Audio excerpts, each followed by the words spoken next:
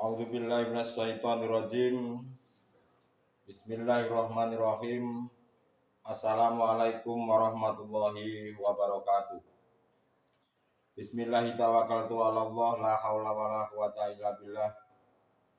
Asyhadu an la ilaha illallah wa asyhadu anna Muhammadan abduhu wa rasuluh.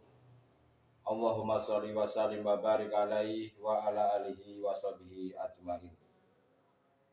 Qala Allah Ta'ala fi kitabil karim. A'udzu billahi minasyaitonir rajim. Bismillahirrahmanirrahim.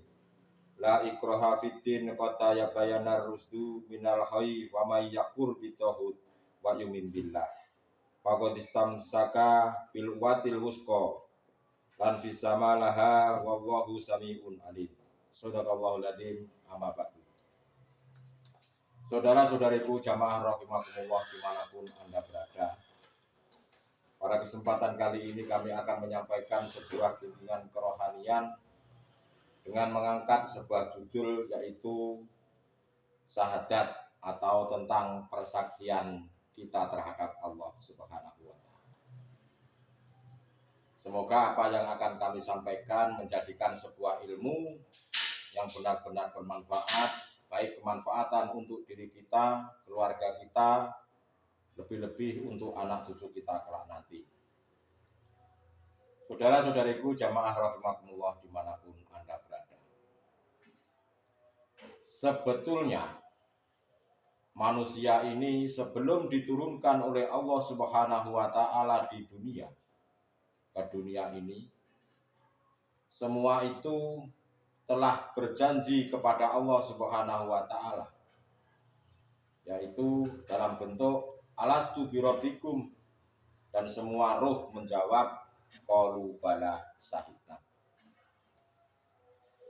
bahwa semuanya roh itu telah berjanji kepada Allah, apakah aku ini sebagai Tuhanmu, apakah aku ini akan selalu engkau ingat, dan apakah engkau selalu bermunajat terhadapku. Semuanya roh menjawab qalu bala syahidna, ya, engkau adalah Tuhanku dan aku akan selalu bermunajat terhadap engkau. Itu kata roh pada waktu kita berjanji dan sebelum diturunkan ke dalam atau ke dunia ini. Tetapi kenyataannya banyak saudara-saudara kita, banyak manusia itu telah mengkhianatinya dalam bentuk tidak mengingatnya. Untuk itu didatangkanlah ajaran-ajaran hakikat menuju makrifat, agar kita ini bisa mengingat kembali bahwasanya dulu kita ini semuanya roh pernah berjanji kepada Allah. Apakah bisa kembali atau tidak? Diharapkan adanya datangnya ajaran hakikat menuju makrifat itu, manusia itu supaya bisa kembali kepada Allah yang sebenar-benarnya.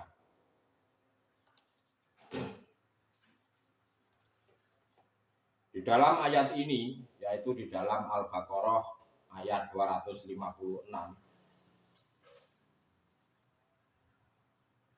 dikatakan bahwasanya tidak ada paksaan dalam menganut agama Islam.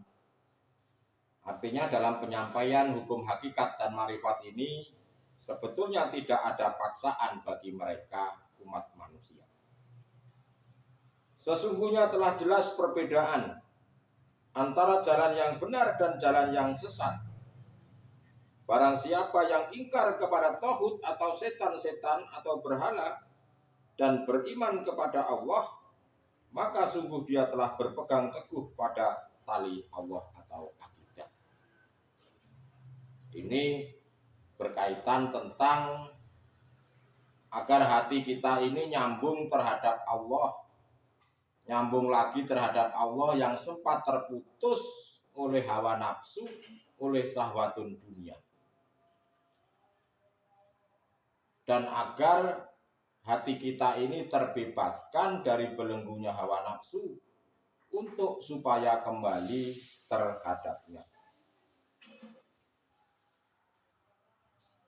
Barang siapa ingkar kepada tagut, mengingkari setan atau berhala, dan beriman kepada Allah, maka sungguh dia telah berpegang teguh pada tali Allah yang sangat kuat, yang tidak akan putus. Allah Maha mendengar, Maha mengetahui.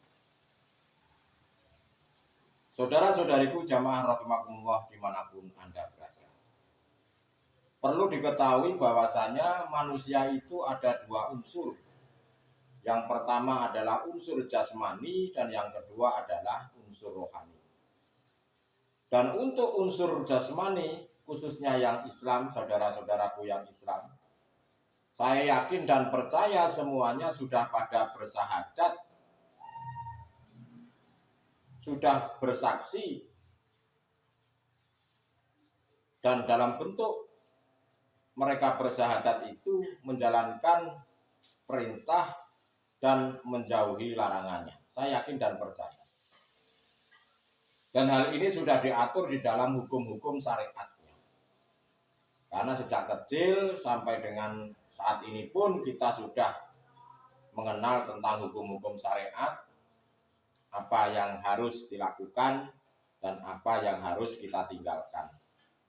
Sebagai hablum minan nas, sebagai hubungan antara sesama manusia, kita sudah diajarkan sejak kecil oleh guru-guru kita atau oleh orang tua kita.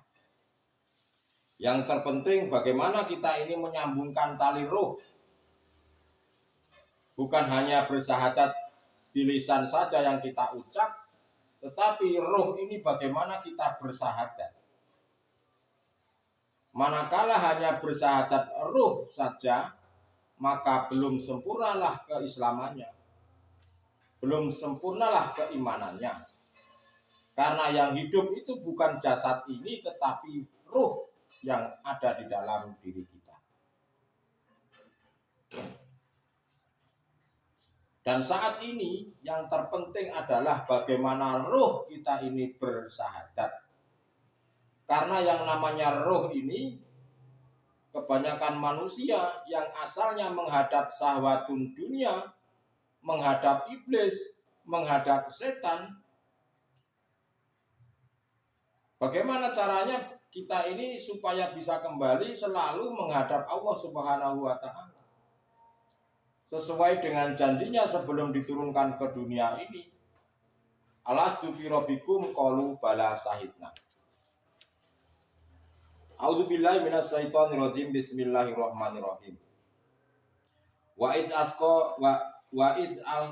aqaza rabbuka mim bani adama min zurihim suriyatahum wa azhadahum ala anfusihim alastu bi rabbikum qalu bala syahidna anta qalu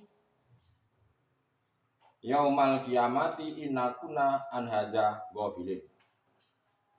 Dan ketika Tuhanmu mengeluarkan dari anak cucu Adam, dari punggung-punggung atau tulang belakang mereka, keturunan mereka, dan Allah mengambil kesaksian terhadap ruh mereka seraya berfirman, bukankah aku ini adalah Tuhan kalian? Mereka menjawab, ya benar, kami bersaksi agar kalian tidak mengatakan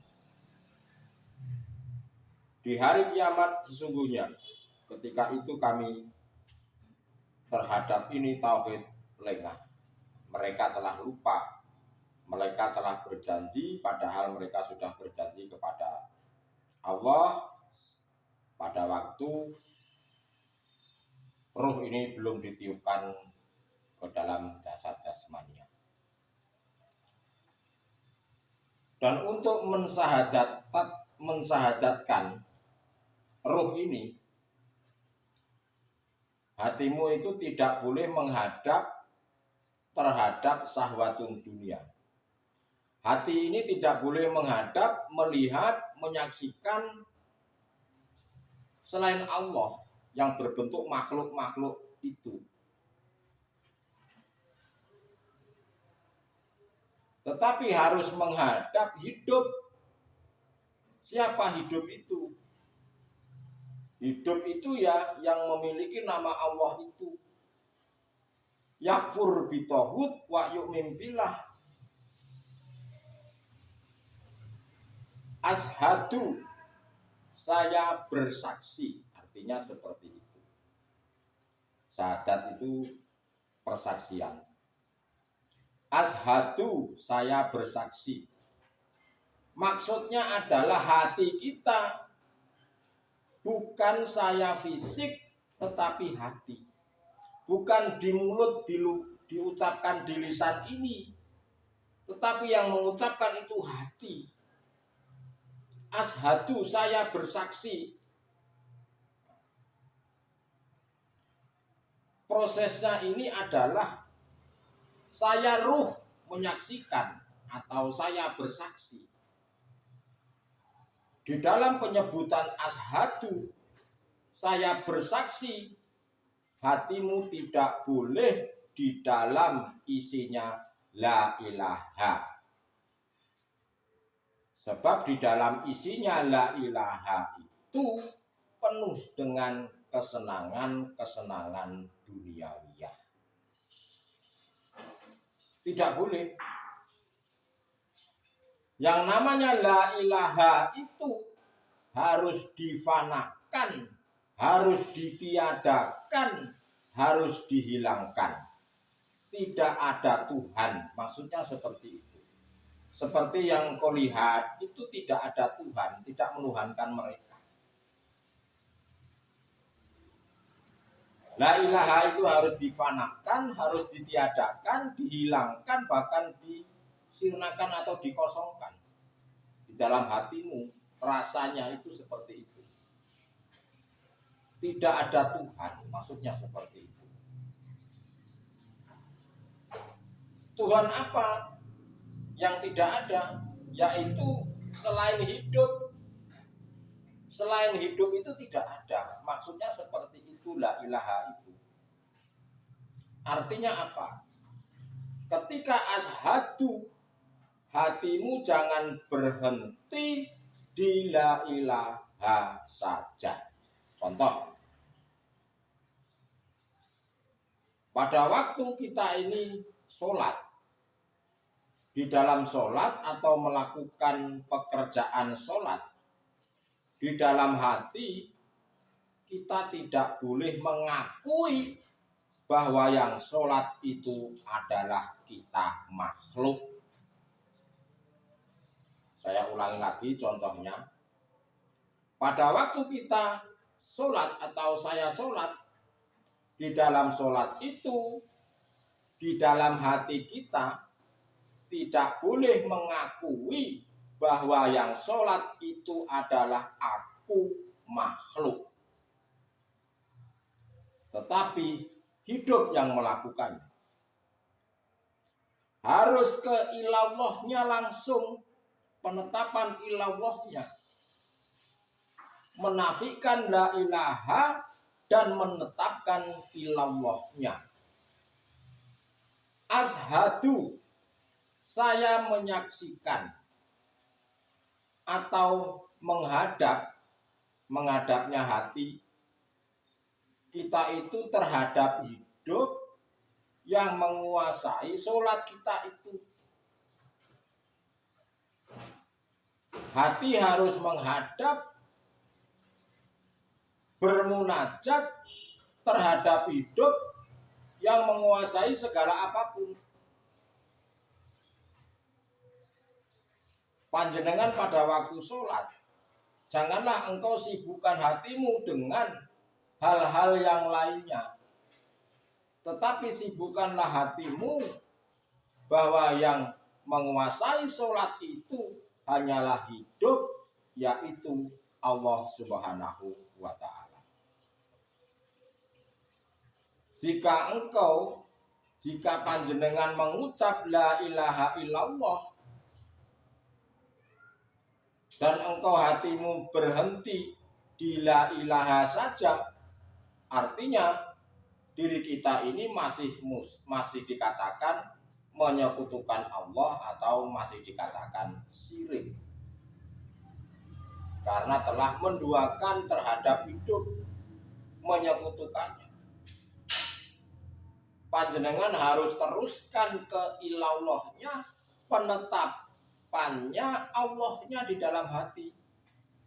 Itu baru persaksian yang benar. Asyhadu alla ilaha illallah, persaksian terhadap hidup yang memiliki nama Allah. Wa asyhadu anna Muhammadar Rasulullah, secara hakikatnya adalah kita ini semua itu adalah Muhammad. Namanya makhluk itu hakikatnya adalah Muhammad.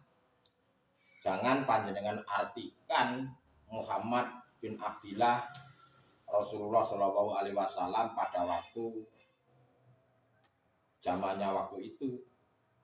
Bagaimana engkau bisa menyaksikan kalau hanya panjenengan pahami di akal saja? Kalau secara syariatnya ya memang sudah benar. Tetapi secara hakikatnya Muhammad itu adalah dirimu, makhluk itu yang termasuk makhluk seluruh alam semesta ini adalah namanya Muhammad. Artinya secara hakikatnya adalah kita semuanya makhluk, termasuk diri panjenengan adalah Muhammad. Dan Muhammad itu adalah ada yang memerintahkan. Lalu siapa yang memerintahkan? Yang memerintahkan adalah hidup, yaitu Allah Subhanahu wa Ta'ala. Makanya dikatakan Muhammad Rasulullah. Muhammad adalah utusan Allah. Secara syariatnya Nabi Muhammad bin Abdillah yang ada di Mekah. Secara hakikatnya ya panjenengan ini yang sudah sampai persaksiannya benar, makhluk inilah yang namanya Muhammad, jasad jasmaniah ini.